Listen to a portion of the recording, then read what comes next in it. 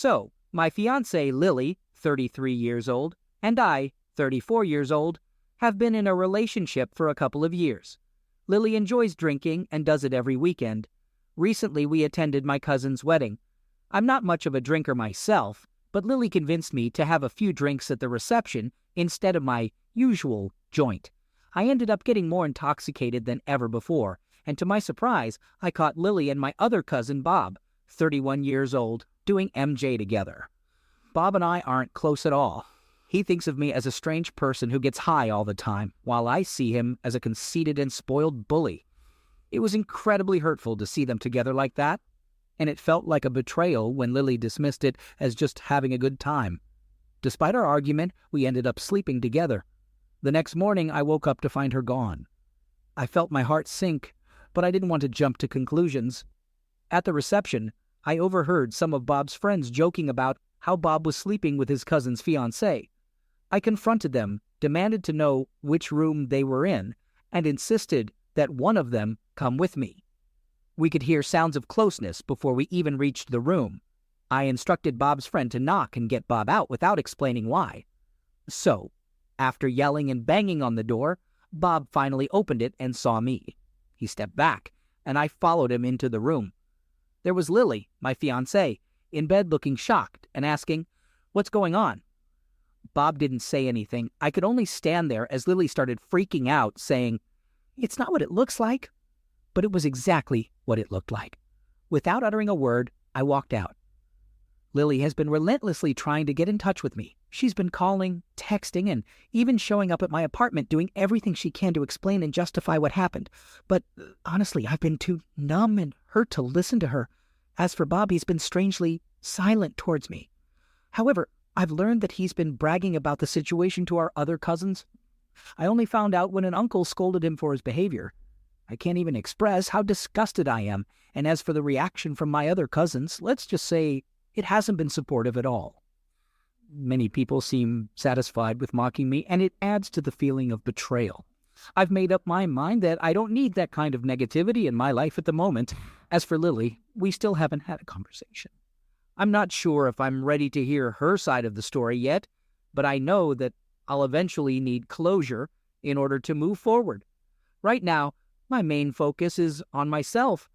I'm trying to find a sense of normalcy again, and taking things one day at a time, I'm getting back into the things I used to enjoy, trying to find happiness in the small moments once more.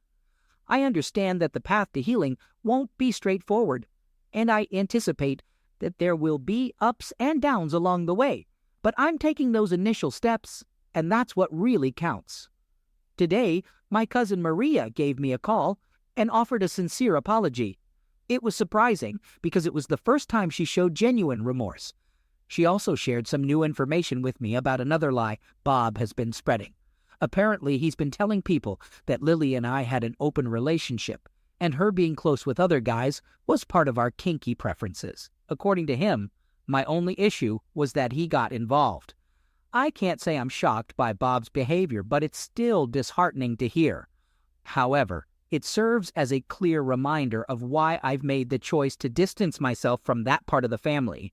Since my last post, I've made arrangements to go to therapy regularly. It's my lifeline, and I'm hopeful it will help me navigate through this mess I'm in. I'm still not talking to my other cousins. However, I did have a conversation with Clara, Lily's sister. She came over to collect her belongings, and what she revealed shocked and disgusted me.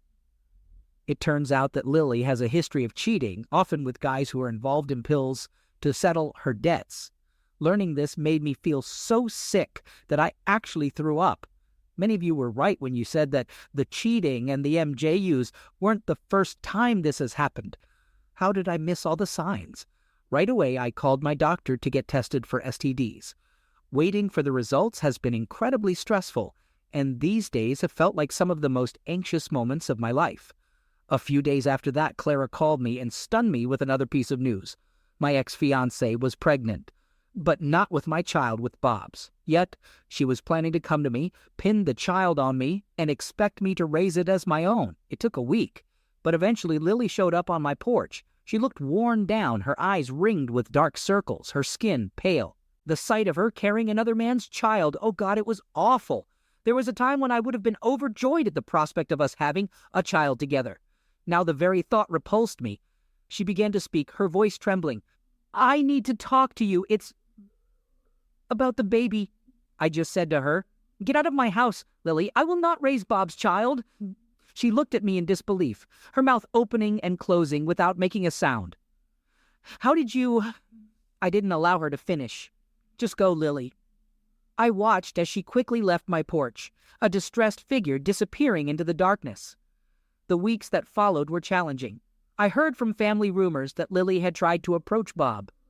However, he had no interest whatsoever. Bob had never been the type to settle down and start a family.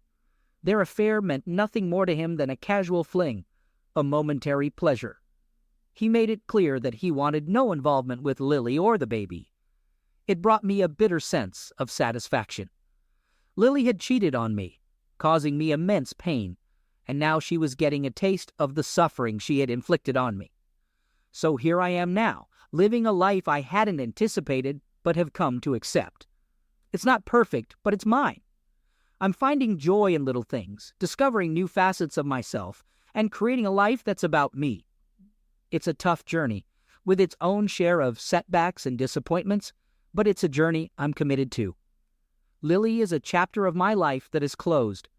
The betrayal, the heartbreak, the drama, it's all in the past. I have emerged stronger and wiser from the experience, and for that, I'm grateful. It was a hard-learned lesson, but it was a lesson nonetheless. As for the future, who knows? I'm keeping my heart open, my spirit hopeful. But one thing's for sure, I won't let anyone else dictate.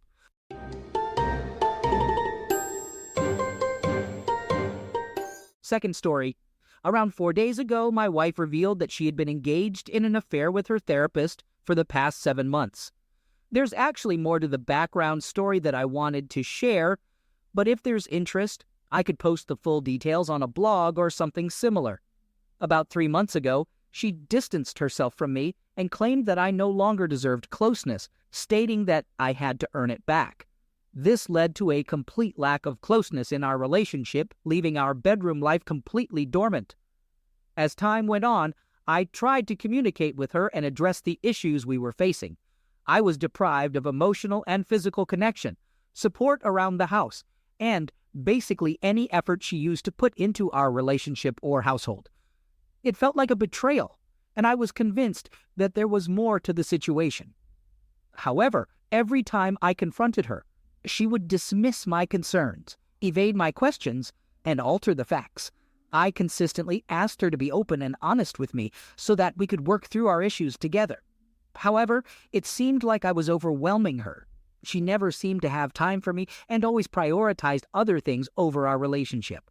Her resentment towards me grew, and she became openly hostile. Then she made plans to attend a women's empowerment event that was exclusively for females. Deep down, I already knew what was really going on. She had come up with a cover story that she knew I wouldn't argue with.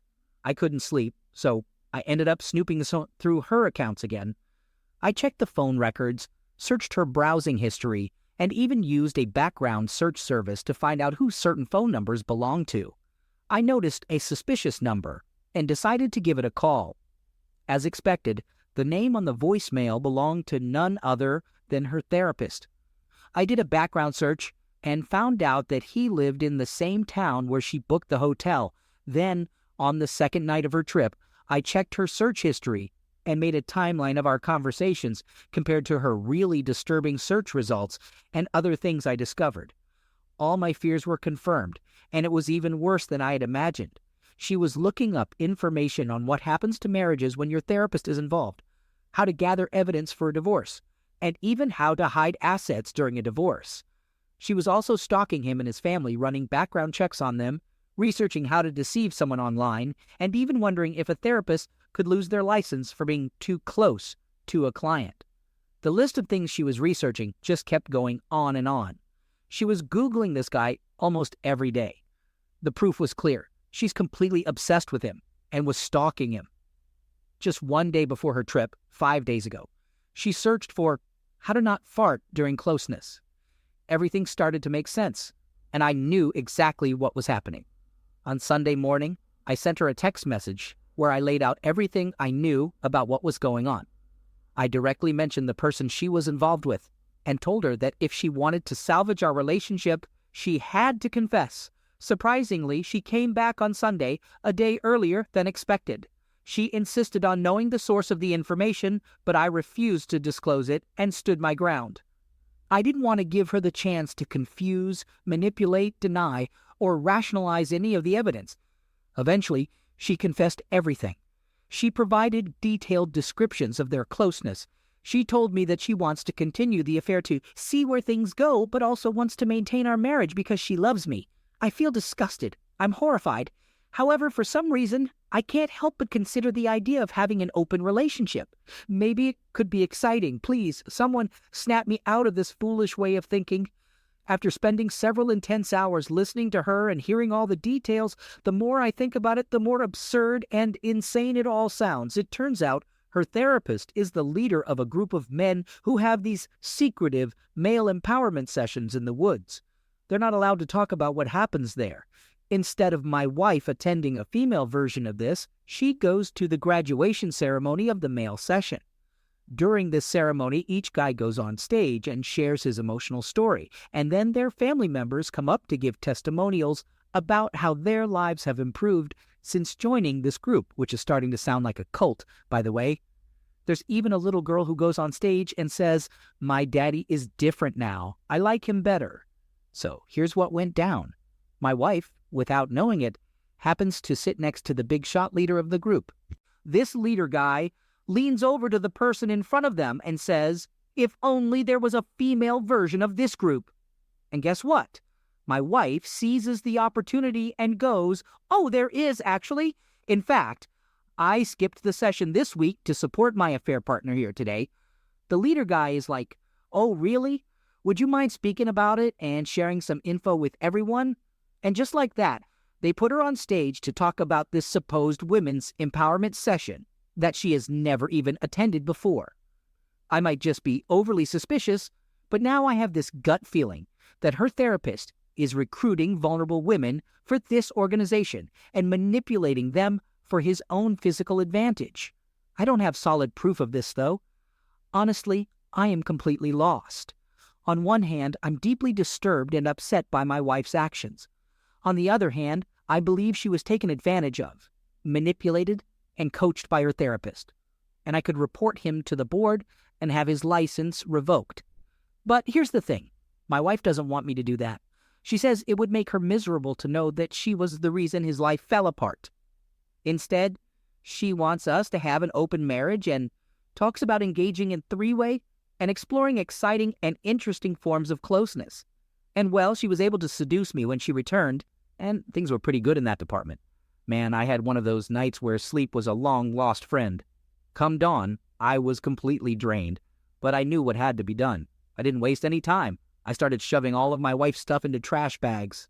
Every little thing that she left in our house, every reminder of her, was bagged up.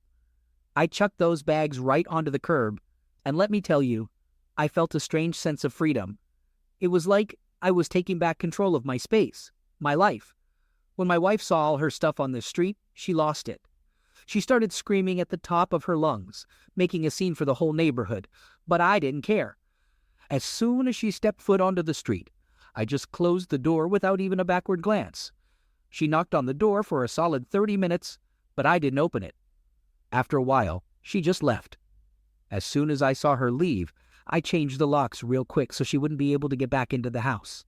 My space was mine again, and I intended to keep it that way. At the same time, I started the process of exposing her doctor's shady behavior.